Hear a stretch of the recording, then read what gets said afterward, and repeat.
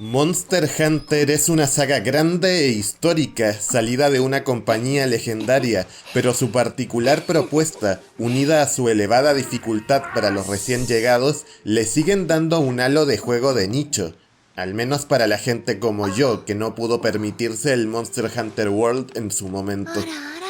Sin embargo, para los que hemos tenido curiosidad por esta saga desde la distancia y tenemos una Nintendo Switch, ha llegado una entrega que mezcla el atractivo y accesibilidad de World con novedades dignas de una entrega completamente hecha desde cero. Hablemos de Monster Hunter Rise.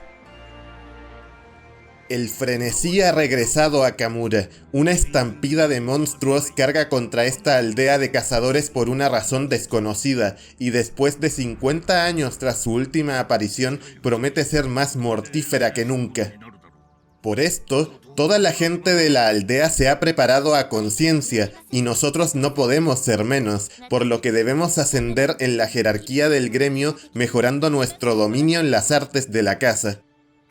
Así es como empieza el segundo título en la quinta generación de la famosa saga de Capcom, y que como tal, continúa con la tradición de ser un juego de acción con elementos RPG, y basado en el farmeo de criaturas a cada cual más impresionante que el anterior. Sin embargo, antes de profundizar en eso, hay que echar un poco la vista a nuestra aldea, la pintoresca Kamura. Este hub de ambientación oriental no solo está pensado para ser más llamativo, con una estética más animada y colorida, sino que busca facilitar el acceso a todos los puntos de interés en un espacio más reducido, desde los más básicos para personalizarnos o potenciarnos antes de una cacería, hasta las funciones online, la renovada sala de entrenamiento o las opciones que involucren a nuestros compañeros animales. A esto se suma la presencia de un menú que nos transporta a la mayoría de lugares de la aldea de forma casi instantánea. En cuanto a las misiones en sí, se vuelven a dividir entre dos vertientes. Las misiones de la aldea son los desafíos para un solo jugador y que son idóneas para empezar a jugar, centrándose en cacerías que van escalando poco a poco en dificultad, aunque cierto es que la exigencia aumenta de forma algo brusca hacia la recta final, por lo que no debemos dormirnos en los laureles. Por otra parte, tenemos las misiones del gremio, que aunque también podemos jugar solos, están pensadas para el modo multijugador, y donde no solo hay algunos monstruos exclusivos, sino que son más resistentes y tienen ataques más peligrosos. Estas misiones en concreto también están divididas en los clásicos rangos bajo y alto, cambiando la dificultad y el loot en cada uno, y pudiendo resultar más afines a los fans de la saga, aunque nada nos impide alternar entre ambos tipos de misiones con total libertad, además de poder repetirlas cuanto queramos.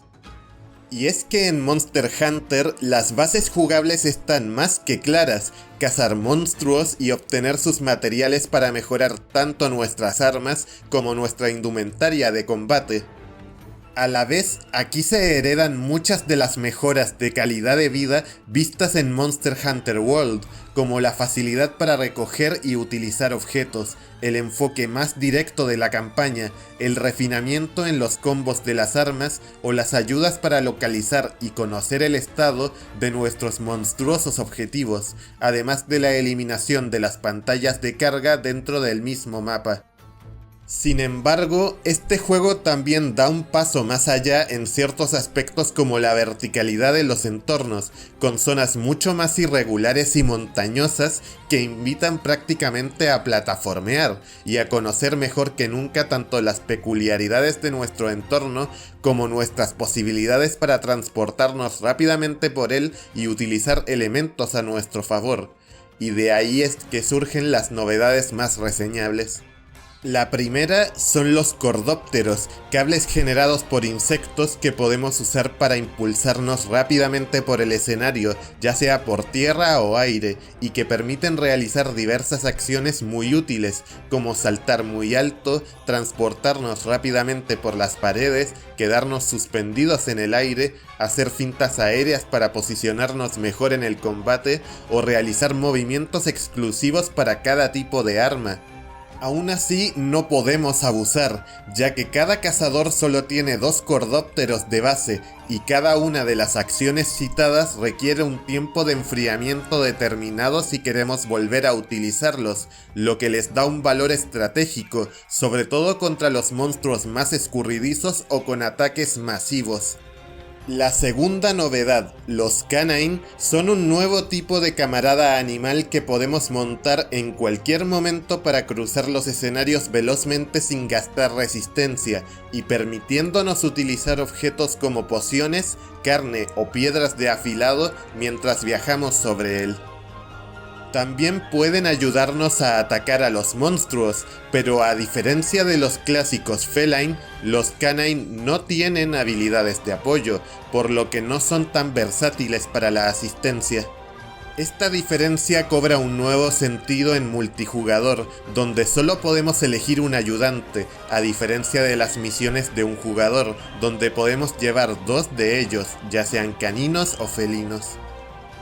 Luego tenemos la montura Wyvern, que sustituye al sistema de montar monstruos que existía desde 4 Ultimate y que nos permite en ciertos momentos tomar el control de la gran mayoría de monstruos grandes del juego por tiempo limitado. Este nuevo sistema permite mover al monstruo libremente y utilizar sus ataques para realizar el máximo daño posible a otro objetivo. Pero si controlamos al monstruo que queremos cazar, también tenemos un botón para embestir, pensado para que nuestra presa se choque con obstáculos o con otros monstruos, quedando aturdida por unos segundos, y aunque echo en falta algunas acciones más para este último caso, no desmerezco el salto en posibilidades que da a la hora de cazar y mover a las criaturas por el mapa. Otras novedades menores introducen puntos específicos de las zonas de caza que mediante un objeto especial nos sirven para transportarnos rápidamente por una porción concreta del mapa y que se complementan con el sistema de viaje rápido por campamentos que regresa desde Monster Hunter World.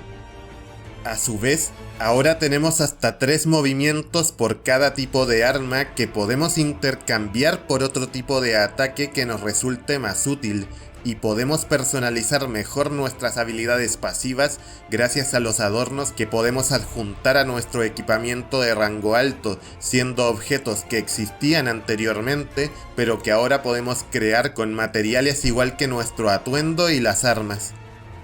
Finalmente, los tipos de misiones siguen siendo de recolección, de caza y de captura, además de los desafíos con condiciones especiales en el modo arena, pero se ha incluido un nuevo tipo de actividad, las misiones de frenesí, que mezclan la típica cacería con algunos aspectos de la arena especial de World y un modo de defensa de torres.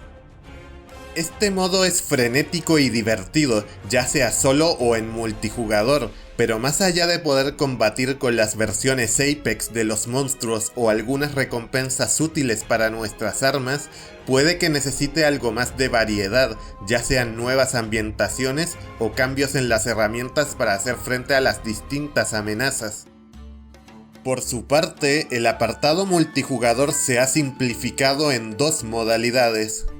En primer lugar están las salas, donde pueden participar hasta 4 cazadores ya sea localmente u online, y que pueden configurarse de distintas maneras para realizar misiones con monstruos y tipos de jugadores específicos. Además, si queremos buscar salas de forma aleatoria, destacamos 2 opciones nuevas. La primera es el vínculo cazador, un pequeño perfil que podemos usar para buscar salas de forma sencilla por horario o nivel de experiencia, y el segundo es un sistema de likes, que podemos asignar a nuestros compañeros al terminar partidas, lo que permite guardarlos en una lista de conocidos para acceder a su sala actual si es que están en una.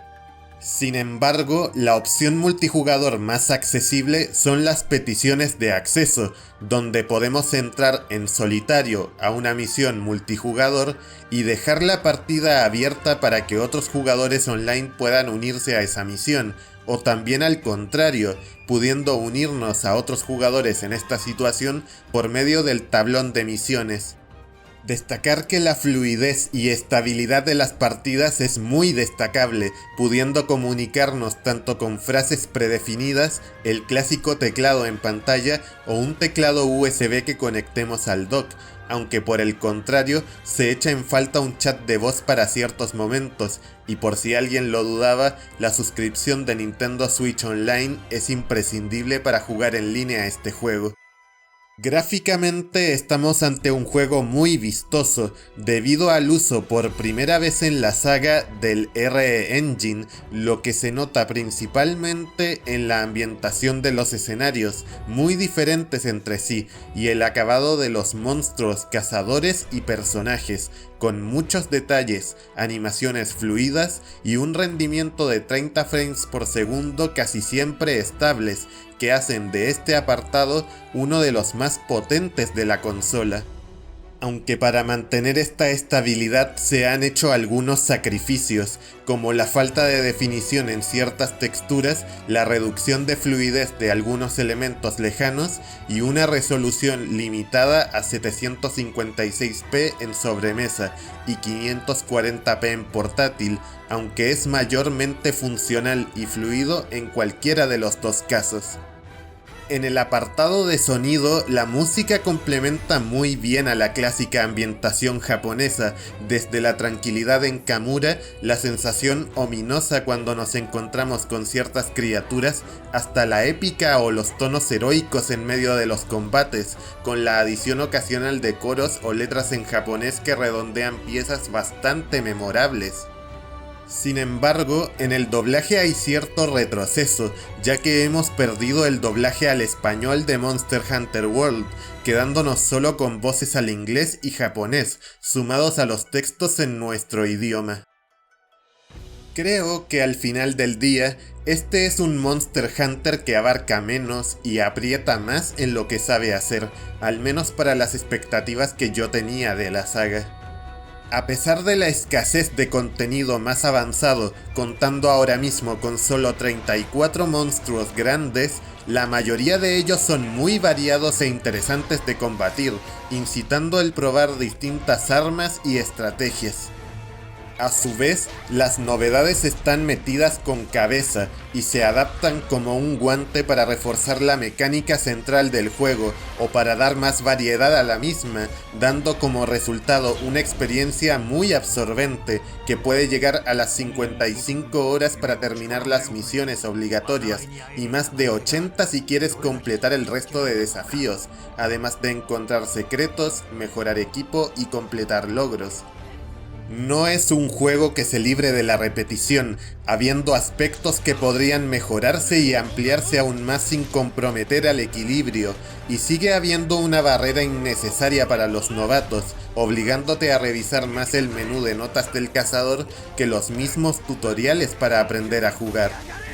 Pero a falta de que lleguen las ya cercanas actualizaciones con viejos conocidos, las versiones G o los ports para PC, creo que buena parte del público agradecerá un Monster Hunter más ágil y amable, tanto para entrar como para completar todo lo que ofrece. El frenesí ha vuelto más avasallador que nunca. Álzate, cazador, y demuestra ante toda Kamura que eres un héroe.